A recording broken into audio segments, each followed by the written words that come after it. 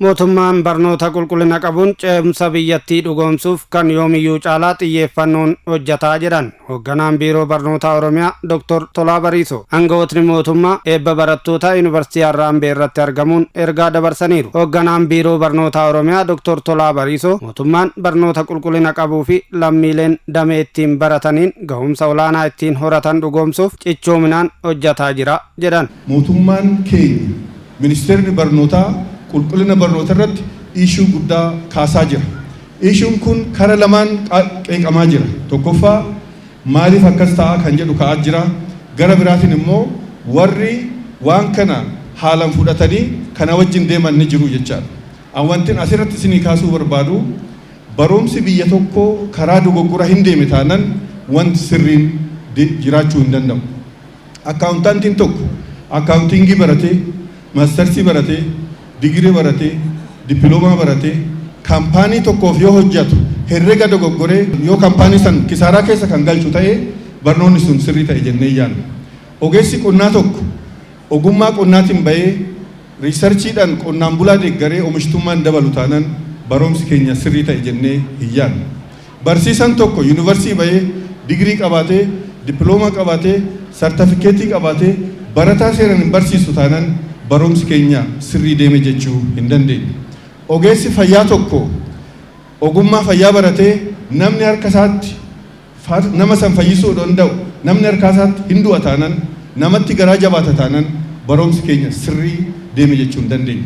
Kanaafuu waa'ee dhimmi qulqullina barnootaa waa'ee dhaloota tifsiisuu waa'ee biyya dorgomaa taasisuuf dhiisuudha malee waa'ee biraatii miti jechaadha. Kanaafuu ishuun qulqullina barnootatti ka'u kamuu qeeqamuu qabu jechaadha. Jabaannee kiraayiteriyaa biyyattiin kaa'atte san satisfaayi gochuuf hojjechuutu nurraa eegama. Dhaabbilee mootummaa ta'u, dhaabbilee miti mootummaa ta'u, barataa yuunivarsiitii mootummaa keessatti baratu haa ta'u, barataa bakka biraatti baratu haa ta'u, waa'ee qulqullina barnootaa, waa'ee jireenya jiraatu fi dhiisuuti jechaadha. Eebbifamtoonnis barnoota itti fufuun jijjiirama ofii fi biyyaas dhugoomsuu akka qaban dhaamaniiru. Kanaafuu dhimma kanarratti jabaattanii akka hojjettan jechuun barbaada.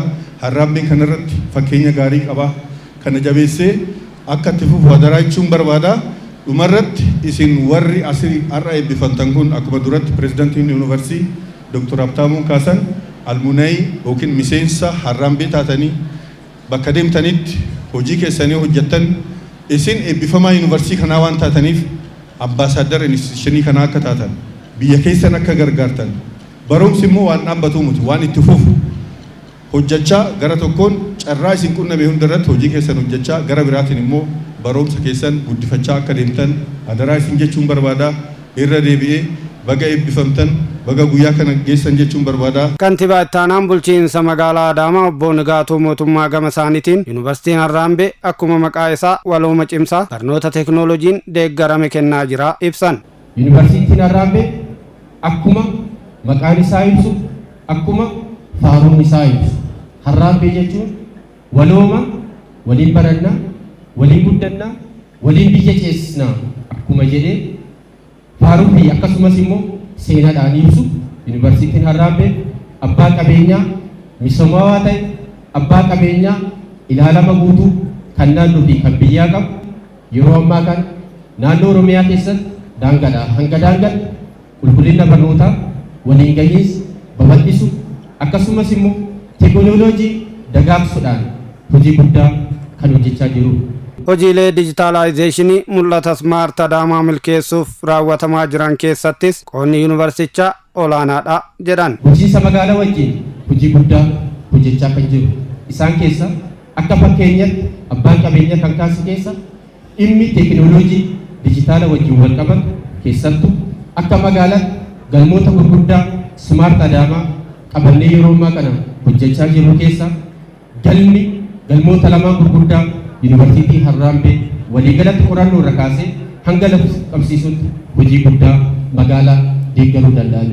Kanneen keessatti Smaart Sarvisii, Smaart Piipilii galmoota gurguddaa kurnan qaban irratti hojii guddaa hojjechuu danda'aniira waan ta'eef. Dilbii misooma magaalaan Adaamaa qabdu fayyadamuun eebbifamtoonni carraa hojiitiin jijjiiramuun dagaleessa fiduuf akka hirmaatanis dhaamaniiru. Potenshaala magaalaan tun qabdu, potenshaali dhaabbilee magaalaa kana keessa jiran qaban ogummaa ittiin baatanii achi keessatti qaxaramuu qofa osoo hin taane carraa ofii keessan uummattanii jiruu fi jireenya keessan maatii keessan akka jijjiirtan dhaamsa koo isiniif dabarsuun barbaada.